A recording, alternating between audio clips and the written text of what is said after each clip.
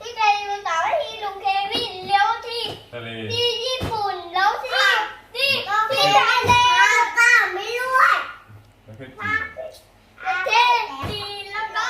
ภาษาจีนแล้วก็แค่นี้แหละแค่นี้แหละ แล้วเรื่องของ เดี๋ยวพี่เราขอแกะกล่องก่อนนะคะบ๊ายบายร่ำรวยนะครับมาต้องเติม คะ แกะกล่องเพื่อคุณครับ อันนี้อะไรสมาร์ทโรบอทแวคคูมคลีนเนอร์ R1 ของ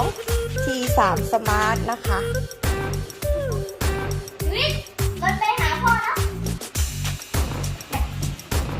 ล้ว เจอเซนเซอร์ไปเลยไปดูดแป้งเลย